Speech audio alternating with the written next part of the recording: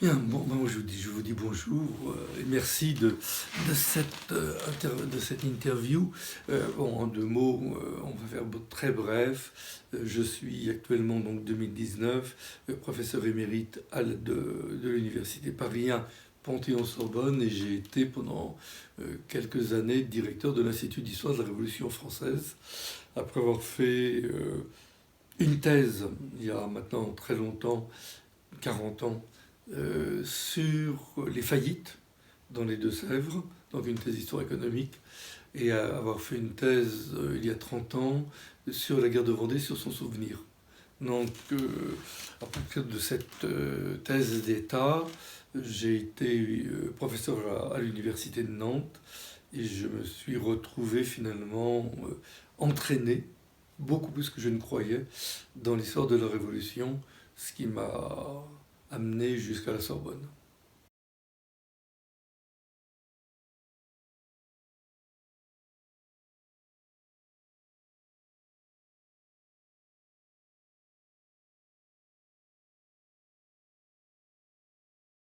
Bah, écoutez, moi je vais vous dire, je ne sais pas qui a été Robespierre, et je vais vous dire, en fait ça ne m'intéresse pas, pour dire les choses comme elles sont. Euh, Tout simplement parce que en histoire, en règle générale, les personnes individuelles échappent à à la prise en compte par les historiens de leur réalité. On est pratiquement incapable toujours de savoir qui est ou qui a été exactement tel ou tel, ce qu'il pensait, ce qu'il voulait dire, ce qu'il n'a pas dit. Et moi, je suis pas sûr que ça ait du sens. Les historiens ne sont pas des psychologues, sont encore moins des psychanalystes. Et quand ils rentrent dans ces voies-là, je dirais, ils se fourvoient complètement. Ça n'a aucun intérêt. Aucun intérêt. Bon. Ce qui importe quand on fait de l'histoire, c'est de savoir pourquoi un individu est devenu un personnage. Qu'est-ce qu'il a incarné? Et c'est pas lui qui l'incarne. Il incarne une idée, il incarne un symbole, il dirige un courant, il répond à une attente. Et ce qui est important de comprendre, c'est pourquoi cette personne-là, ce personnage-là, est devenu important à un moment donné pour être celui qui va être l'incarnation, celui qui dirige, celui qui conduit, celui qui donne les idées. Bon. Donc sur cette base-là, moi je crois que Robespierre est un exemple tout à fait particulier, parce que là aussi je vais le dire très brutalement, Robespierre, il n'est pratiquement jamais au pouvoir en France. Pratiquement jamais. Robespierre est, jusqu'en 1791, un député comme les autres qui est très peu écouté. Des gens de son âge, ou même plus jeunes, deviennent présidents de l'Assemblée constituante, quand Robespierre, péniblement, va diriger le club des Jacobins 15 jours. Robespierre a, avec d'autres, un moment de gloire en juillet 1791, quand il va dénoncer le roi qui a fui à Varennes.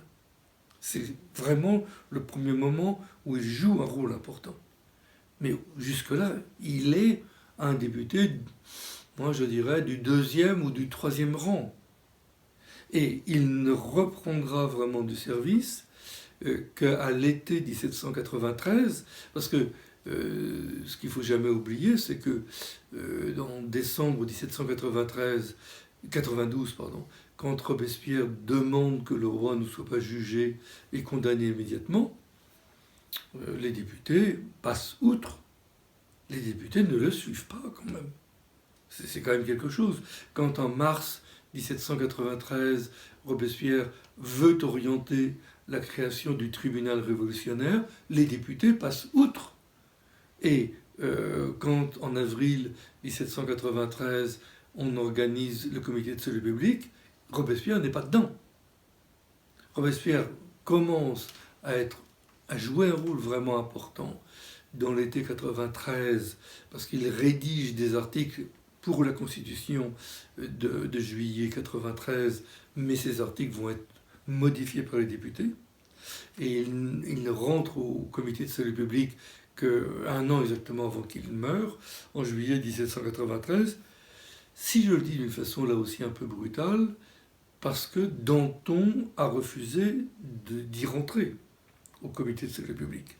Donc il y a là quelque chose qui fait que Robespierre va avoir un poids politique tardivement, alors que Danton a été celui qui a organisé la Révolution depuis la moitié de 1792 et que Danton jouait déjà un rôle important au moment du 14 juillet 1789, quand Robespierre ne jouait aucun rôle. Bon. Donc on a affaire à quelqu'un qui arrive tardivement à la vie politique, qui devient important politiquement vraiment en février 1794, parce qu'il incarne là, avec Barère, une ligne qui est une ligne médiane au comité de salut public, et qui, à partir de mars, mais surtout avril-mai 1794, va là devenir celui qui dirige le comité de salut public et celui qui va incarner, alors une ligne, et moi je dirais pas la ligne la plus dure, hein, une ligne parce que il veut que toute la vie judiciaire du pays soit contrôlée par le comité de salut public, par lui, en partie par Saint-Just, mais vraiment par lui et par tout le groupe de gens qu'il y a autour de lui, qui dans l'été 1794 contrôle intégralement la vie politique parisienne. Bon. Et c'est, je crois, ça l'essentiel, c'est qu'on a affaire à quelqu'un qui mène une ligne de salut public certainement, mais une ligne très particulière, une ligne qui est considérée comme une ligne entre guillemets religieuse, spirituelle, par un certain nombre de ses collègues députés qui sont eux hostiles au catholicisme et hostiles à la religion, et qui craignent, et à juste titre, que Robespierre et ses amis prennent le pouvoir pour deux mots et les éliminent. D'où cette alliance bizarre de conventionnels, on va dire de droite, et de conventionnels d'extrême gauche, qui vont s'assembler entre eux pour éliminer Robespierre en Thermidor 1794, donc juillet 1794, et lui faire porter, parce que c'est ça l'essentiel, lui faire porter toutes les responsabilités de ce qui s'est passé auparavant. Et en inventant littéralement, là aussi je pèse mes mots, hein, en inventant littéralement l'idée de la terreur, puisque il n'y a jamais eu de loi de terreur, il n'y a jamais eu d'organisation de terreur. Robespierre lui-même était hostile à cela. C'est compliqué dans les faits, mais il était hostile à ce genre de choses. Et ce sont les gens qui l'ont fait chuter qui vont donc dire que Robespierre est, pour aller vite, pratiquement le seul responsable de toutes ces violences précédentes qu'ils appellent terreur. Et le pire, c'est que c'est Tallien, c'est Barras, c'est Fouché, il y a des gens qui ont organisé, accepté, encadré des massacres. C'est-à-dire que c'est précisément là, pour faire oublier ce que eux ont fait, qu'on va charger Robespierre, ce qui va arranger tout le monde. Et à partir de ce moment-là, on va présenter Robespierre tel qu'il est dans nos mémoires aujourd'hui, ce type dangereux, et d'autant plus dangereux que, si on le dit, mais ça ne peut choquer que tout le monde, c'est qu'on n'arrive pas à comprendre comment quelqu'un de fluet, qui ne sait pas parler, enfin qui parle un peu, même s'il est écouté, mais c'est pas un orateur d'une éloquence absolue, hein, bon, qui apparemment reste à Paris, qui ne fréquente pas les partis politiques, enfin les groupes politiques, etc. Comment cet individu aurait pu diriger la France? Il n'a pas dirigé la France, en fait. Hein. C'est bien ça la question. On invente que c'est lui qui a tout organisé quand ce n'est pas vrai. Et après, on s'étonne que ce type qui semblait isolé ait pu diriger le pays. Donc, grande question. Et on transforme Robespierre, qu'on avait commencé déjà avant sa mort, en monstre. Mais si on le dit autrement, ça fait partie de tout ce qu'on avait déjà fait contre les Girondins entre juin 1793 et décembre 1793, contre les sans-culottes en mars 1794, contre les dantonistes en avril 1794. Et donc on fait à Robespierre le procès que lui-même avait fait aux autres. Sauf que là, d'un seul coup, c'est au moment où on dit c'est la terreur, et c'est le moment où on dit on change de régime. Donc on est là dans quelque chose qui est très particulier. On accorde une importance absolument considérable à Robespierre. On en fait le bourreau de la Vendée, le président de la Convention, mais ils ont tous été les gens importants présidents de la Convention. Bon. Donc il faudrait quand même remettre un peu les pendules à l'heure exacte. Et puis on oublie que qui dirige le comité de salut public depuis le début, pratiquement jusqu'à la fin? C'est Barère. L'homme clé du comité de salut public, c'est Barère, auquel Robespierre va être associé, et après Barère va l'abandonner. Et puis, dans le comité de sûreté générale, qu'on oublie aussi régulièrement, parce qu'il joue un rôle considérable dans Thermidor, c'est au moins deux individus qui sont, moi je dirais presque les inconnus de l'histoire. Vadier, qu'on connaît très peu, et Amar. Vadier est un personnage d'une importance absolument considérable, qui sont les gens qui vont tenir toute la vie politique française.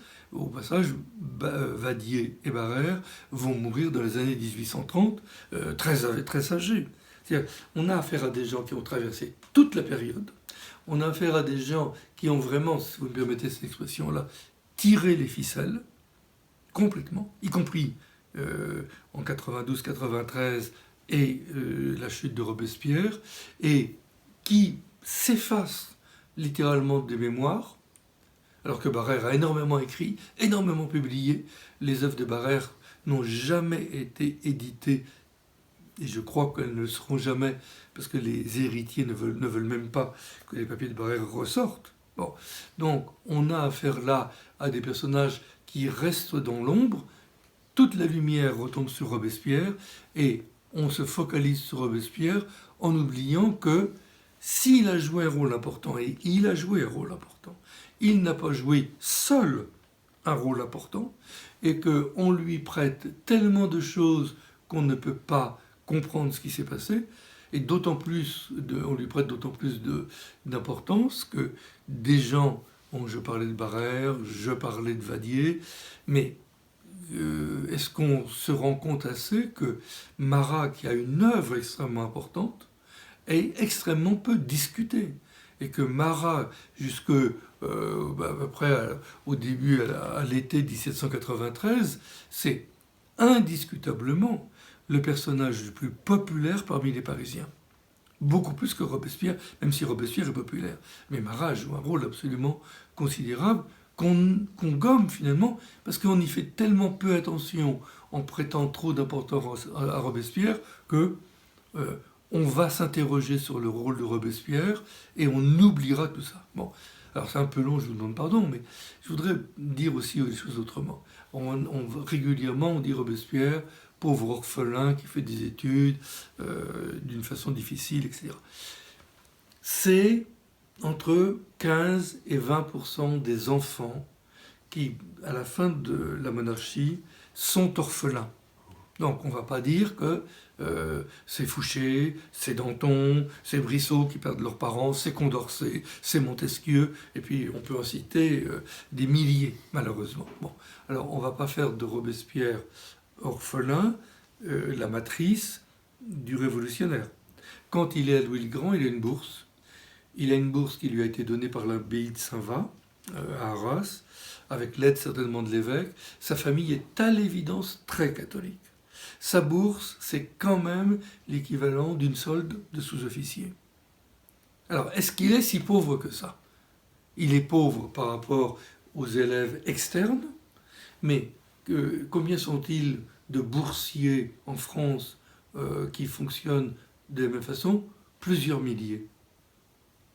Alors on va aussi, là aussi, arrêter de voir Robespierre comme le malheureux élève vivant très difficilement. Si on veut trouver des gens qui vivent très difficilement, allons voir Danton, allons voir Brissot, qui pour devenir avocat sont obligés de travailler chez un procureur, de faire un job d'étudiant, si je puis dire ça comme ça, pour payer leurs études. Contre Robespierre, il est avocat à 21 ans sans avoir jamais travaillé chez un procureur.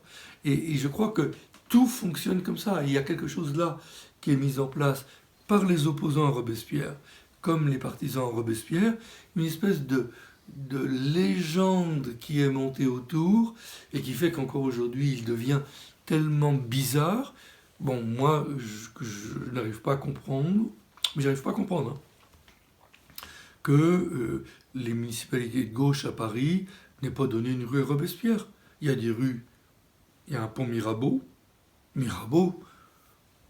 corrompu jusqu'à l'os. Bon, il y a la statue de Danton, place de l'Odéon et la rue Danton, mais quand même, bon, alors on va quand même, c'est aberrant qu'on prenne Robespierre pour ce qu'il n'est pas, c'est une espèce de monstre quand les autres qui ont eu des morales assez élastiques sont honorés sans que personne n'y voit un problème.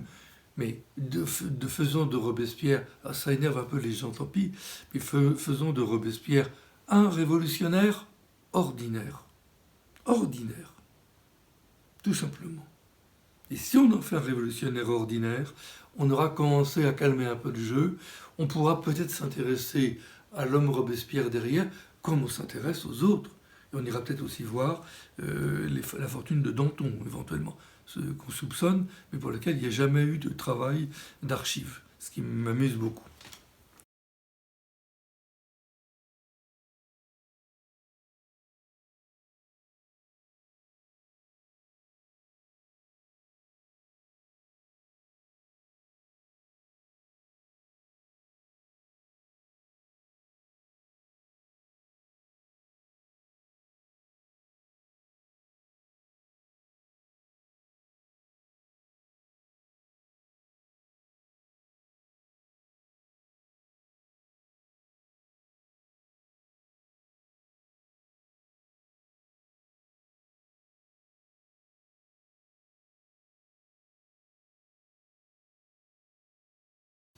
Ah, moi, je ne sais pas ce que ça veut dire. Quand vous dites qu'il ne laisse aucun doute, je ne sais pas ce que ça veut dire. Parce que ce discours-là, malheureusement, je dis malheureusement parce que la violence qui est là est extrêmement dangereuse, mais c'est ce discours-là, c'est le discours ordinaire que tous les gens qui ont des postes importants ou secondaires dans les administrations de la République tiennent. C'est pas compliqué. On est là dans cette espèce de langue de bois qui fait que on va tenir ces discours. Alors maintenant, comment est-ce qu'il faut les comprendre? 8 mai 1793, c'est pas forcément une date très importante, mais ça fait 3 mois que la guerre de Vendée a été en quelque sorte lancée. Lancée, si je le dis là aussi d'une façon qui peut paraître étonnante, lancée par les Parisiens qui ont interprété la répression, ou l'échec de la répression de l'insurrection de mars 1793 comme le début d'une guerre, et qui ont pris toutes les mesures qu'il ne fallait pas prendre pour que cette insurrection, qui aurait dû être écrasée en l'espace d'un mois et demi, comme au nord de la Loire, devienne un abcès absolument considérable qui va devenir vraiment une guerre inexpiable et extrêmement dangereuse. Bon. Donc, mais en mai 1793, ce qui est là absolument certain, c'est que la Vendée est soulevée. Victoire de la Vendée, c'est-à-dire ce qu'on appelle les Vendéens. Sur place, les gens, évidemment, s'appellent les armées catholiques et royales, on est bien d'accord. Sont allés prendre Fontenay où vont y aller, ils sont allés jusqu'à Saumur, ils vont prendre Angers et ils vont buter sur Nantes. Ils ont une importance considérable. Et en mai 1793, ce qu'il faut quand même avoir en tête, c'est que à Paris, on peut craindre raisonnablement que s'ils prennent Nantes, s'ils prennent l'Estuaire, les Anglais débarqueront et on ne pourra pas chasser les Anglais. C'est évident. Ça,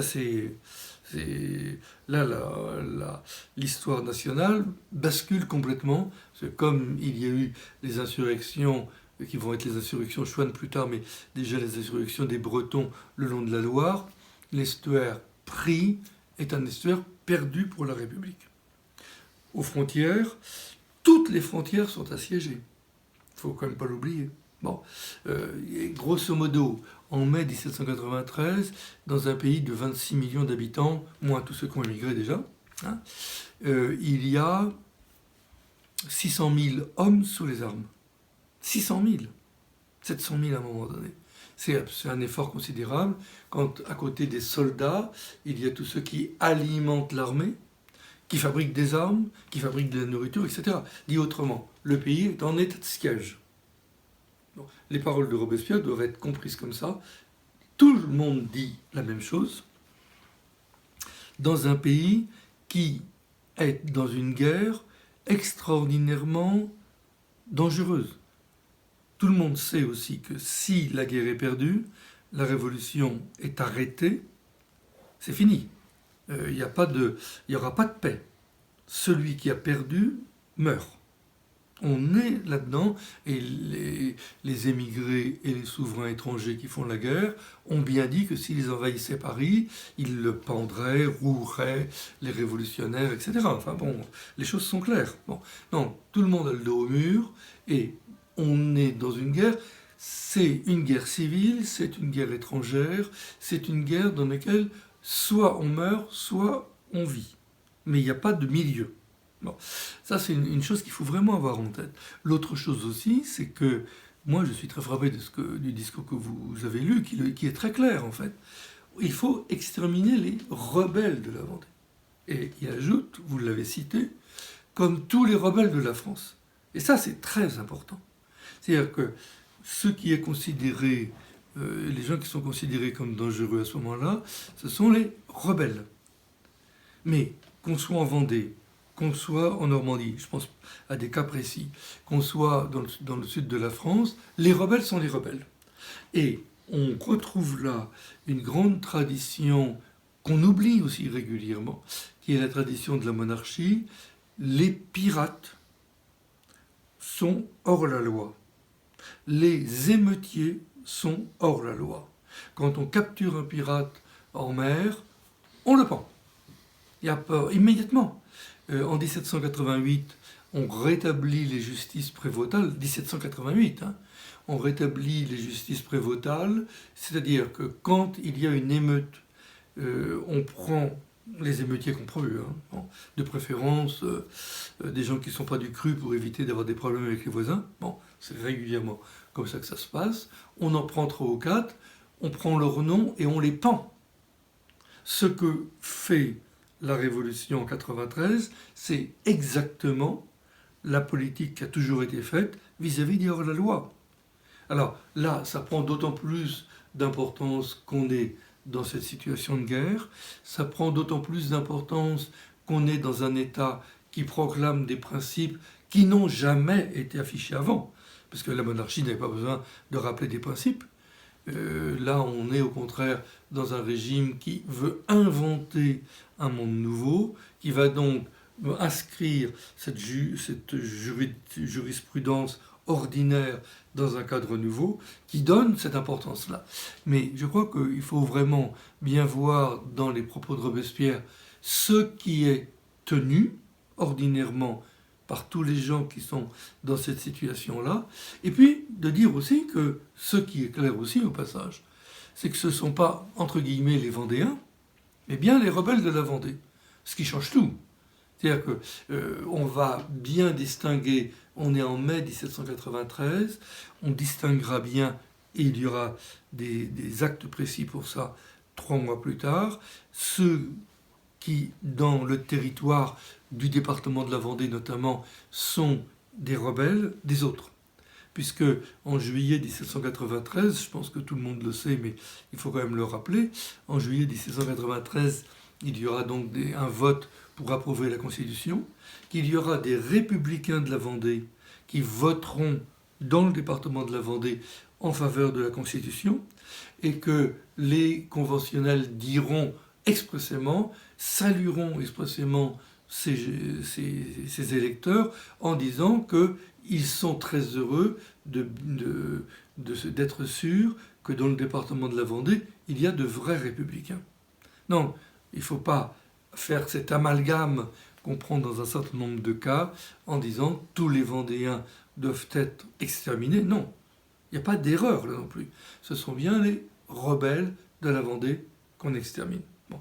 Alors, ce sur quoi il faudrait terminer, c'est qu'on est en mai 1793.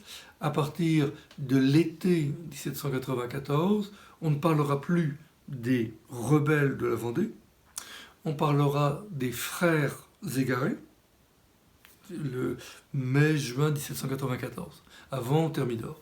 On va parler des frères égarés, et puis 3 mois plus tard, on ira essayer de pacifier ces frères égarés pour les ramener dans le giron de la République.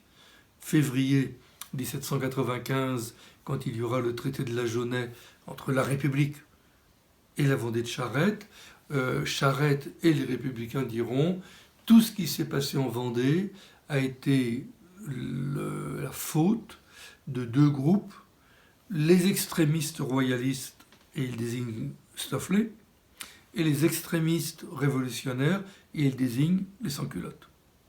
Donc, on est bien, quand on fait attention à la chronologie, quand on fait attention au contexte, il est absolument nécessaire de bien avoir cette vue globale, de ne pas partir à bride abattue autour d'un personnage parce qu'on considère que c'est lui et lui seul qui mène toute la bataille, alors que ce personnage est lui-même inséré dans des courants et dans des luttes qui font qu'à un moment donné, on a une position et que 6 mois plus tard, je dirais logiquement, hein, la politique c'est de suivre l'actualité. 6 mois plus tard, ce même personnage aura changé de propos et tout le monde aura changé d'habitude de parole.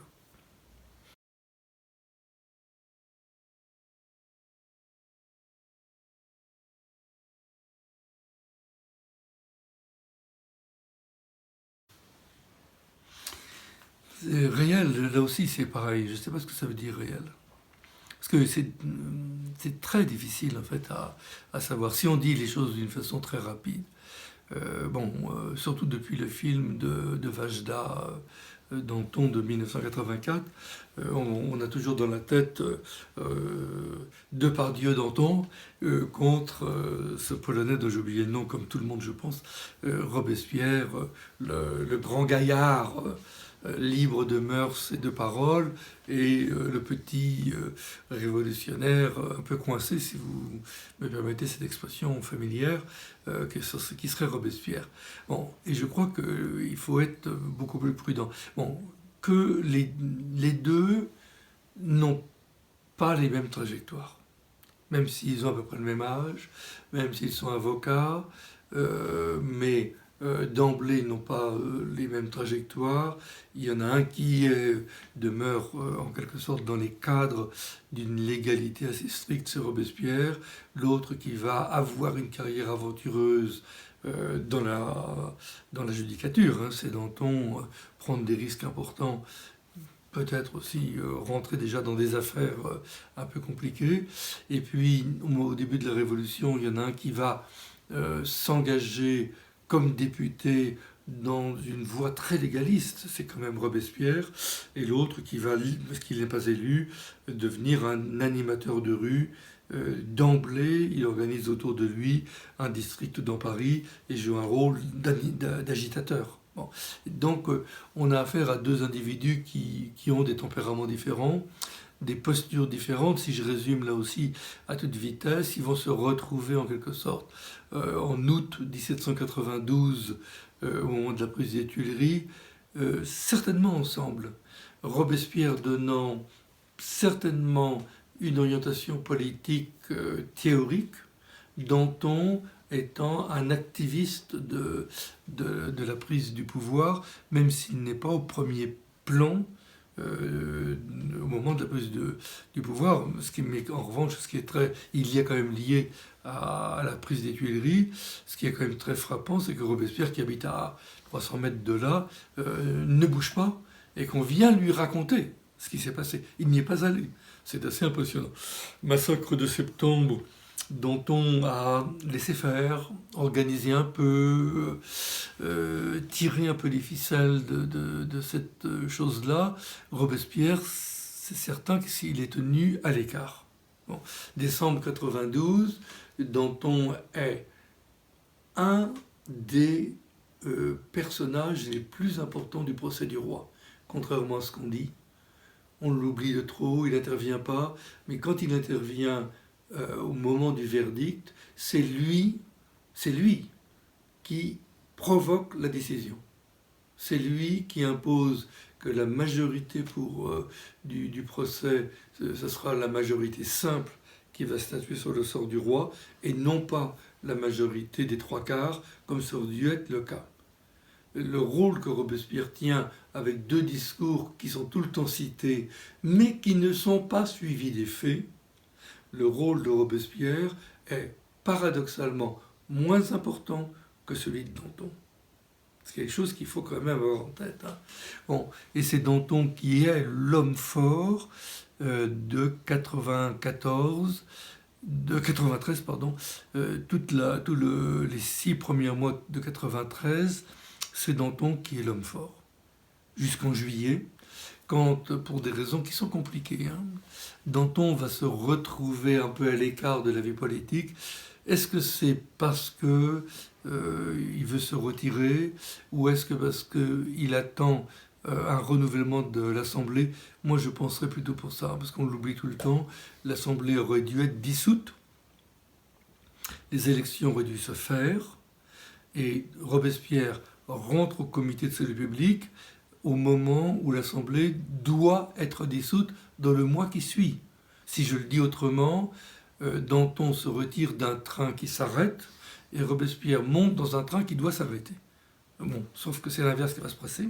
Le train va continuer à rouler, Robespierre va en prendre la direction, et quand Danton va vouloir intervenir, alors, contre la position de Robespierre, mais en décembre 1793, quand il y a vraiment les oppositions, c'est compliqué, parce que quand on lit certains discours de Danton, Danton réclame que la terreur soit mise à l'ordre du jour.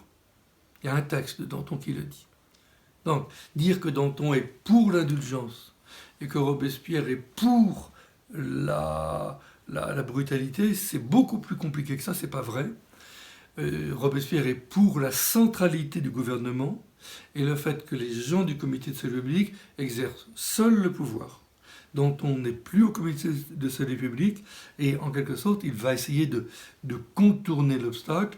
Danton joue un rôle important dans l'abolition de l'esclavage, quand Robespierre ne dit rien. Et Robespierre soutient Danton dans cette histoire-là. C'est Danton qui vraiment, avec son poids, il n'est pas le seul, mais c'est Danton avec son poids qui obtient l'abolition de l'esclavage. Et là, les deux hommes qui pouvaient être amis et rivaux deviennent clairement rivaux. Bon, d'où la lutte qui fait que Robespierre va organiser contre Danton, mais Danton corrompu, entouré de gens corrompus, ça c'est évident, bon, indéfendable, et on est là aussi sur cette autre rupture. Bon, donc, mais malgré tout, et je crois qu'il faut aussi avoir ça en tête, Danton meurt en avril 1994, il y a à peu près 25 personnes de l'entourage de Danton qui meurent.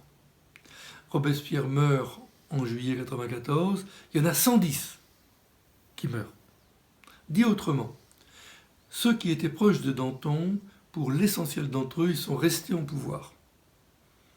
Ce sont eux qui ont fait chuter Robespierre, et ce sont eux qui, en août 1794, vont créer, entretenir avec d'autres, la légende noire de Robespierre.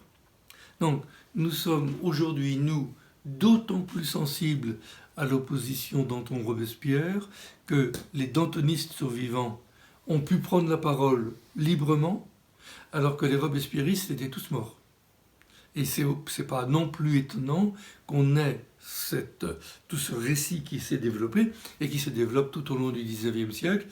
Robespierre est détesté pratiquement de tout le monde, sauf les courants socialistes les plus à gauche, mais même les Proudhon, l'anarchiste Proudhon, enfin, entre guillemets anarchiste parce que c'est plus compliqué, va détester Robespierre. Donc Robespierre est vraiment détesté jusqu'au début du XXe siècle, quand Danton est récupéré par les Républicains qui en font le défenseur de la patrie. Mais et là aussi, c'est une invention, clairement. Bon.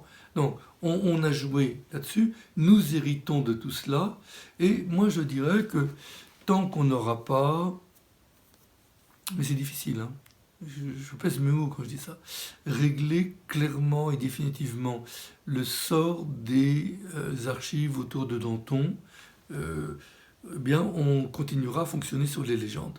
Mais pour ça, c'est un énorme travail. Je ne suis même pas sûr qu'il soit facile et possible même de le faire, tant je crois que les archives ont peut-être bien disparu et qu'on ne sait pas exactement qui payait Danton, quels ont été ses revenus, comment sa fortune importante a été constituée. Il y a beaucoup, beaucoup de choses ignorées là.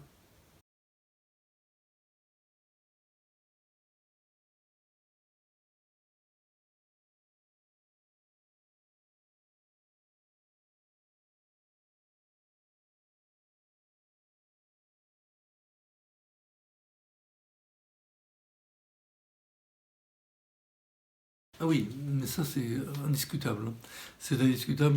Un historien américain avec lequel je ne suis pas toujours d'accord, Timothy Tackett, a fait une très bonne étude là-dessus. On est dans un pays, mais c'est plus général, hein, c'est dans toute l'Europe, dans un moment où les complots sont craints. La peur du complot, c'est très très général. C'est quelque chose qu'il faut vraiment avoir en tête et qu'on retrouve alors, encore aujourd'hui avec toutes ces idées de dénonciation des Illuminati. Tous ces francs-maçons, bon, ils ont existé, hein. Les Illuminés de Bavière, c'est pas seulement une invention, mais le rôle qu'on leur a prêté dans le déclenchement de la Révolution est parfaitement illusoire. Donc non, là, la crainte du complot, la crainte de la conspiration, c'est quelque chose qui traverse tout le pays, mais plus largement toute l'Europe. Il suffit de voir la façon dont Catherine de Russie persécute tous les Français, de près ou de loin, qui sont considérés comme des révolutionnaires. C'est la même chose en Espagne en 1793. Le roi d'Espagne persécute même les curés réfractaires qui quittent la France pour aller se réfugier en Espagne. Donc non, la peur du complot, c'est partout, et qu'on retrouve aussi, moi ça m'amuse, oui ça m'amuse, 1790, il y a une loi qui est prise au moment des carnavals, l'interdiction du masque. C'est quelque chose qu'il faut avoir en tête, puisque on estime qu'on est dans un moment où on doit être pur et on doit montrer ce qu'on pense, donc on ne doit pas se masquer.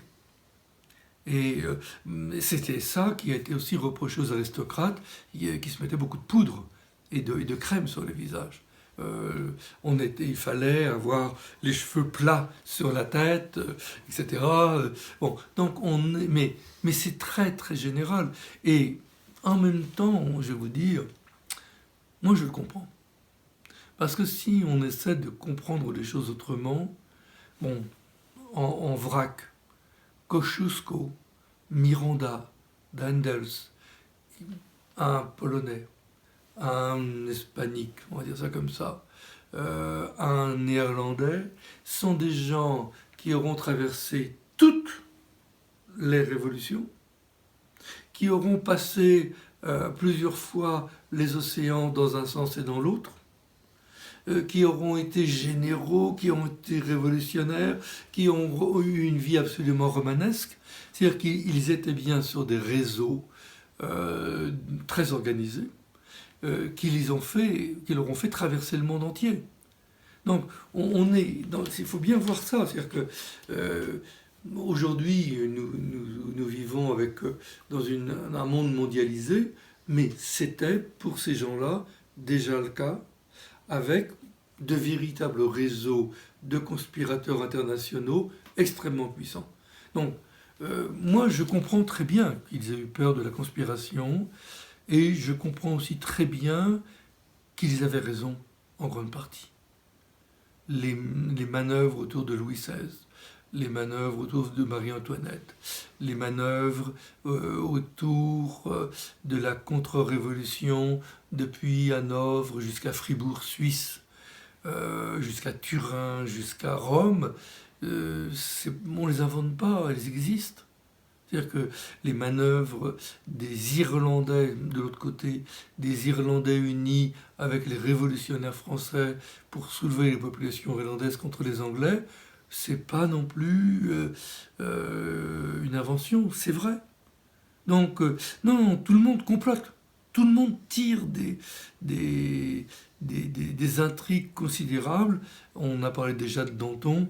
Danton, de ce point de vue-là, est au cœur d'intrigues dont on n'a pas aujourd'hui réussi à établir clairement la réalité.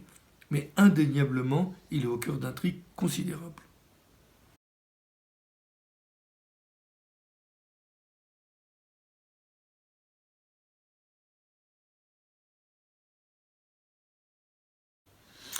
Alors, si vous voulez, moi je ne dirais pas que c'est l'anarchie. Parce que l'anarchie, ça voudrait dire qu'il n'y ait pas d'État. Je vous demande pardon. Donc, l'exécution de Robespierre de juillet 1794 se fait dans un pays qui est centralisé, où il n'y a plus d'élections, où il y a un gouvernement qui n'a jamais été aussi fort, avec une armée absolument considérable qui est vraiment aux ordres. Donc, c'est l'inverse de l'anarchie. On est dans la guerre civile, on est dans les règlements de compte, mais on n'est pas dans l'anarchie parce que tout est vissé. Et je dirais, la meilleure preuve quand même, c'est pas une invention d'historien, là. C'est pas un jugement d'historien. C'est les armées fonctionnent tellement bien qu'à partir de juin 1794, elles sont victorieuses contre l'Europe entière. C'est-à-dire que là, l'État, excusez-moi, il fonctionne à la perfection. Tout est... on a même inventé, c'est les premiers ballons pour surveiller l'avancée des troupes. On a rénové les obus. Il y a une production industrielle absolument considérable. Donc l'armée dont le directoire hérite, c'est une armée qui est extrêmement puissante, extrêmement organisée, et que Bonaparte va employer en étant lui-même un petit génie d'organisation. Bon. Alors, anarchie, non. Non, tout ce que vous voulez, mais pas ce mot-là. Bon. Et le directoire, c'est la même chose. Hein. Le directoire, si traditionnellement, on le voit ruiné par les coups d'État. Alors, c'est vrai, un coup d'État au moins par an. Parfois 2 coups d'État, ce qui est beaucoup. Ça, je vous le concède. Surtout, ce qui est pour moi une évidence, c'est que l'opinion française est peut-être à 50% pour les royalistes modérés. Les élections de 1795 et les élections de 1797 ont donné dans les chambres la majorité aux royalistes modérés. Donc on n'a pas affaire à une population unanimement révolutionnaire. Ça, c'est une chose évidente. Bon. Mais là aussi, les coups d'État organisés par les républicains, qui sont très violents, surtout 1797 ou 1799, les coups d'État qui sont organisés par les républicains sont des coups d'État très réussis sur un pays. Là aussi, c'est pas un jugement d'historien, sur un pays qui est uni dans son armée. Il y a quelques régions, notamment l'Ouest, où on ne va pas chercher des soldats parce qu'on aurait des problèmes ou quand il y a beaucoup de déserteurs, mais malgré l'importance des déserteurs, l'armée fonctionne très bien, va envahir l'Italie, va envahir les Pays-Bas, va constituer autour de la France un ensemble de conquêtes qui enrichit le pays. Il ne faut quand même pas l'oublier. Donc on n'est pas dans un état d'anarchie, on est dans un moment où le gouvernement n'a pas de stabilité parce qu'il n'arrive pas à contrôler ses opposants. Alors, ce que fait Bonaparte, j'aime pas le mot dictature militaire, décidément là, vous me pardonnerez, parce que dictature militaire, ça voudrait dire qu'un chef d'armée impose au nom de l'armée un type de gouvernement différent. Il le fera certainement à partir de 1804, 1805, où là, l'emprise de l'armée est plus grande. En 1799-1800, Bonaparte est, comment dire, celui que des politiques habiles mettent devant pour que le gouvernement de l'État soit bien assis. Dit autrement, c'est Talleyrand qui est derrière. C'est Sieyès. C'est-à-dire que Bonaparte est celui qu'on met devant parce qu'il a eu du prestige, parce qu'indiscutablement c'est un génie militaire, ça c'est évident. Bon, c'est un génie politique aussi, parce qu'il a bien compris les choses. Bon, ce garçon mérite bien la place qu'il a obtenue, si je puis dire ça comme ça. Bon, mais c'est pas un coup d'État, je dirais, pronunciamento d'Amérique latine, c'est vraiment la prise de pouvoir de groupes de politiques, Talleyrand, Sieyès, de banquiers, des Lecouteux, fondateur de la Banque de France après, jamais oublié, donc de gens qui ont mûrement pesé les choses, Barras qui a laissé faire, pour organiser une stabilité en unissant l'ensemble des forces. Une des premières choses qui est faite après le coup d'État réussi le 19 Brumaire, parce que le 18 ça a été plutôt mal parti, et c'est pas Bonaparte qui joue le plus grand rôle dans cette histoire, c'est Lucien, mais immédiatement ils envoient des représentants du gouvernement dans tous les départements, parce que les départements ils sont pas tous royalistes, ils sont pas tous révolutionnaires, ils sont partagés. C'est quelque chose aussi qu'il faut bien comprendre. Bon, quand je dis royaliste, c'est modéré. Ils acceptent peut-être la République parce qu'ils ne supportent pas les prétentions de Louis XVIII. Bon, mais on a affaire là à un arrangement qui se fait. Paris envoie des représentants dans tous les départements pour dire aux uns, rassurez-vous, on continue la révolution. Ça serait la position de Bonaparte. On gardera le calendrier républicain et ainsi de suite. Bon. Et puis pour dire aux autres, rassurez-vous, on ne va pas ranimer la révolution. Et on va essayer de trouver cette espèce de modus vivendi où tout le monde va pouvoir communier autour de l'État, justement. Autour de l'État. Administrer. C'est-à-dire, on abandonne les luttes politiques et on administre ensemble. Ce que Bonaparte réussit, pour moi c'est vraiment extrêmement important, c'est de mettre en place ce qui est, je dirais encore aujourd'hui, le cœur de notre fonctionnement. C'est notre croyance à tous que l'administration est apolitique, que l'État fonctionne avec une administration à côté des courants politiques quels qu'ils soient. Il y a les gouvernements, il y a les politiques, puis il y a l'administration encore. C'est un héritage de Louis XIV, que Bonaparte reprend en quelque sorte à son compte, Tocqueville l'avait bien vu. Et on bâtit là ce corps d'administrateurs. L'exemple le pire pour moi, ou le plus illustrant de ce que je viens de dire, ce sont les préfets. On va créer des préfets qui dépendent totalement du gouvernement. On va créer des recteurs d'académie qui dépendent totalement du gouvernement, mais qui sont chargés d'administrer. Et quand Louis XVIII va prendre le pouvoir en 1814-1815, il va bien se garder d'enlever ça, parce que c'est cette structure-là sur laquelle nous vivons tout le temps, c'est le cœur de l'État, et les régimes peuvent changer, les opinions peuvent changer. Normalement, l'administration continue toujours son petit bonhomme de chemin. Bon. C'est pour ça que, si vous voulez, je crois qu'il faut être là aussi, je dirais, très prudent pour l'usage des mots. La Révolution a connu les violences dont on n'a pas parlé, mais qu'on a rapidement évoquées, qu'on connaît bien.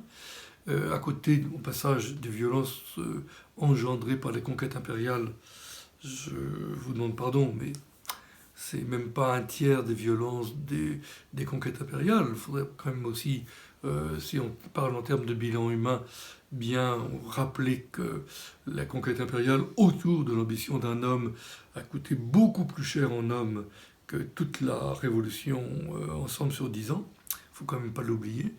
Et puis qu'on n'est pas là avec ni un effondrement de l'État, mais au contraire, bizarrement, mais logiquement, avec un renforcement de l'État.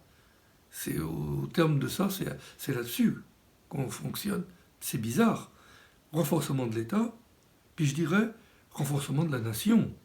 Parce que l'armée qu'on a commencé à unifier en 1793, en 1815, c'est l'armée napoléonienne, c'est l'armée de la France, et cette armée-là, qui est globalement de gauche, on va dire ça comme ça, va rester comme telle très nationaliste jusqu'à l'affaire Dreyfus.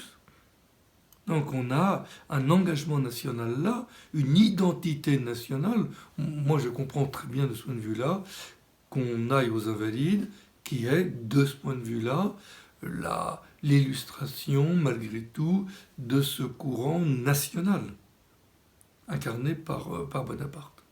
Donc j'espère que j'aurai bien répondu à votre question dans son ensemble.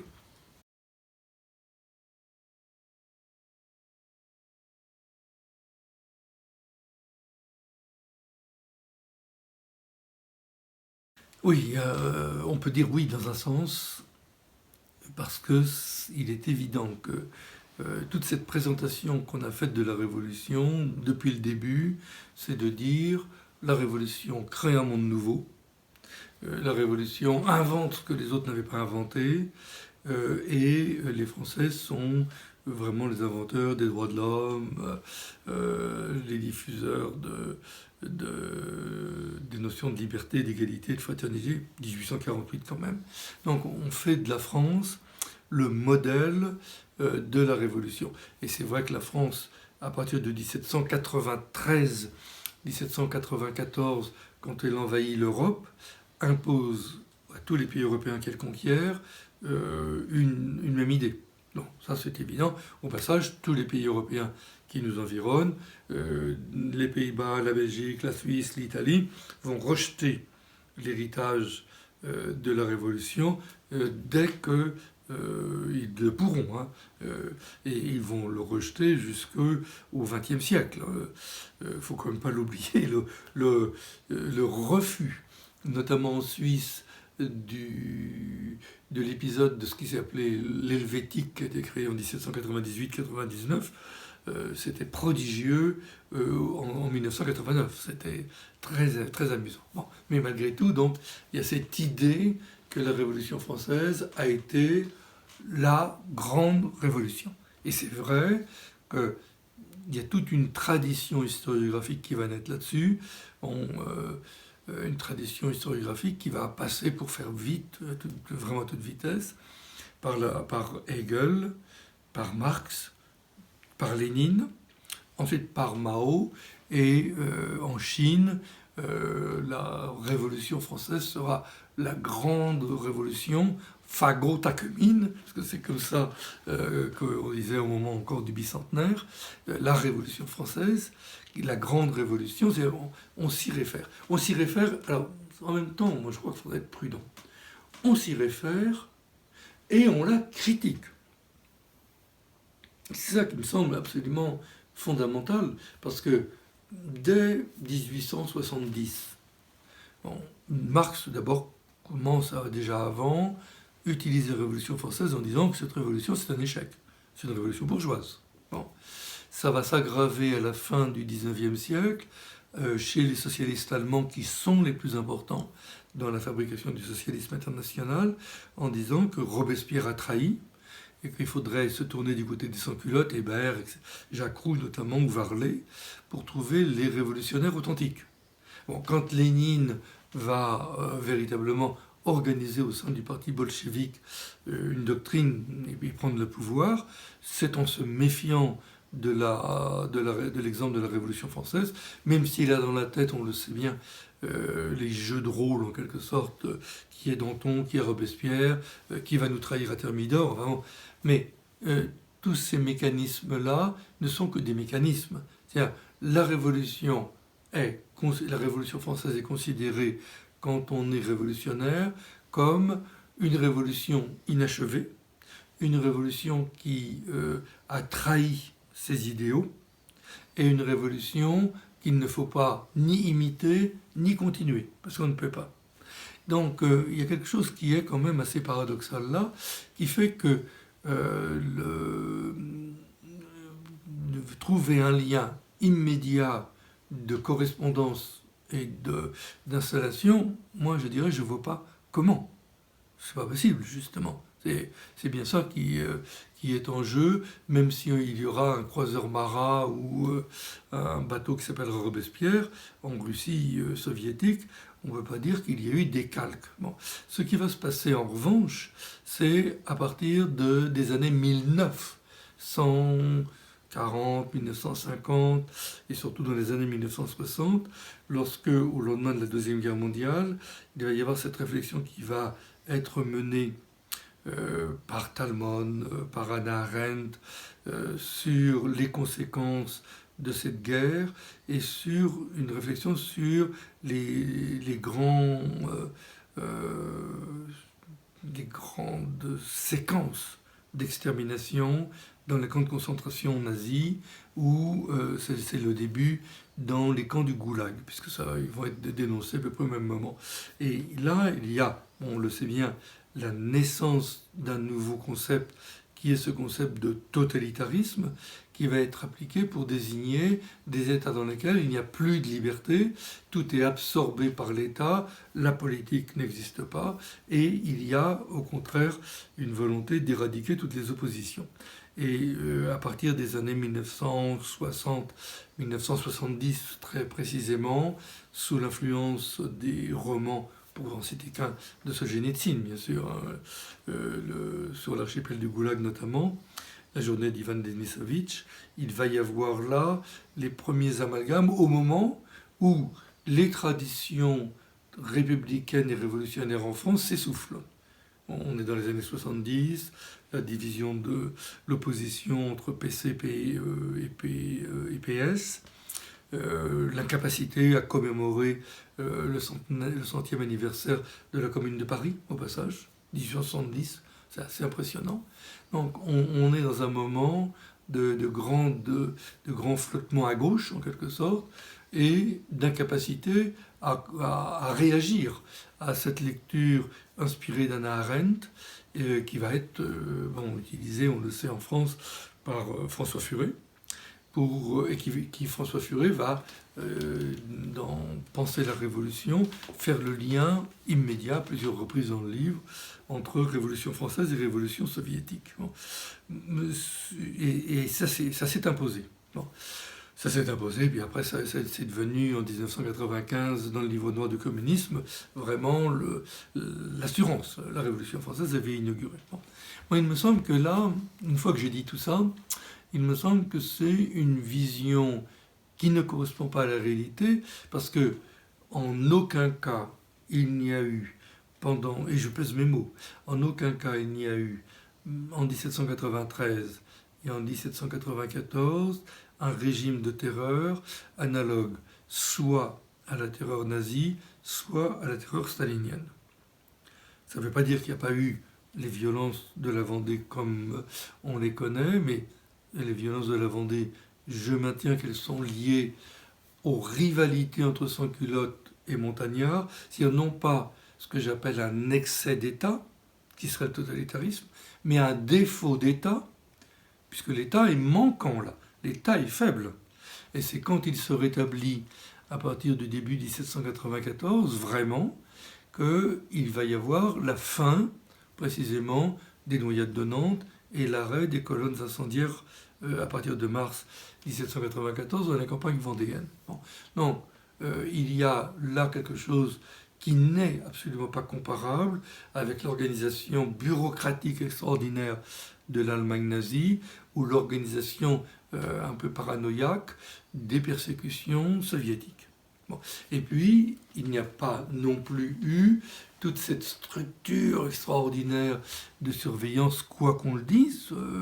Les mouchards de police existaient, mais on les voit en définitive ne pas jouer le rôle que les autres mouchards allemands ou russes ont pu avoir.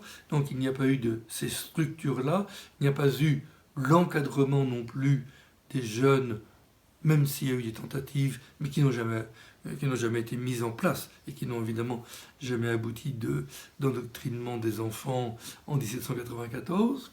Donc parler de totalitarisme, c'est aller trop vite, et c'est confondre les périodes, et c'est confondre aussi complètement le, le poids des structures. On n'est pas dans le même monde, on n'est pas dans cette volonté de supprimer les individualités. Ça n'existe pas en 1794. C'est quelque chose qu'il faut quand même avoir en tête. Autrement, on n'y comprend pas, on ne comprend pas. Si vous voulez, si je le dis autrement, quand vous pensez que Robespierre va être mis en minorité à la Convention, il va rester sur son siège toute une journée, en attendant de passer devant le tribunal révolutionnaire, parce qu'il estime que s'il y passe, il va pouvoir se défendre. Bon. Sauf que les autres vont supprimer toutes les instances, et il est condamné à se rebeller. Mais il joue le jeu, qu'on dirait le jeu parlementaire aujourd'hui. Il attend tout simplement qu'on lui donne la parole pour prendre la parole dans une instance. Il ne s'est pas appuyé sur un groupe, il n'a pas fait un coup d'État, les autres n'en ont pas fait un non plus. On est dans un jeu entre, si j'ose dire, gens du même monde, réglant des comptes au travers des institutions. On est loin du coup de revolver dans la tempe, dans la prison de la Lubyanka à Moscou, ou dans l'envoi en Sibérie sur le front de l'Est des opposants, ou de l'exécution avec des cordes à piano quand Hitler se débarrasse des comploteurs contre lui. Bon. Donc non, il y a quelque chose là, mais c'est aussi une mutation d'époque. À la fin du XVIIIe siècle, aucun gouvernement ne peut établir quelque chose d'aussi organisé. Est-ce qu'il l'aurait pu, est-ce qu'il l'aurait fait s'ils avaient pu, j'en sais rien, c'est pas sûr. En tous les cas, faire cet amalgame-là, moi je dirais cet amalgame, alors, oblige à réfléchir. Ça c'est un bien. Il faut faire des comparaisons, même quand elles sont critiquables, mais ces comparaisons obligent à réfléchir, obligent à préciser finement ce qu'on veut dire. Bon. Mais une fois qu'on a fait ces comparaisons, il faut bien éviter de prendre des jugements beaucoup trop rapides. C'est ça qui me semble essentiel.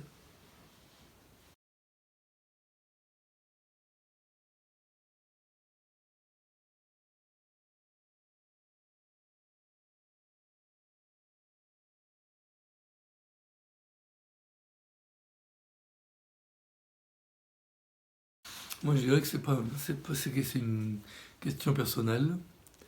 Euh, Moi, mon objectif, c'est de ne pas mélanger le monde de la connaissance au monde des émotions. Et ça, pour moi, c'est absolument fondamental. Si on considère que pour faire de l'histoire, il faut aimer, qu'est-ce que ça veut dire? Il y a au moins 6 ou 7 formes d'amour dans la terminologie grecque. Alors, de quel amour parlons-nous déjà? Hein? Déjà. Ça m'inquiète un peu. Le mot aimer est des polymorphes en français. On ne sait pas ce que ça veut dire. Et s'il faut aimer une période pour l'étudier, mon Dieu, qui travaillera sur Hitler? Qui travaillera sur Staline? Alors on arrête. Moi, quand on travaillait sur une période, c'est pas aimer une période.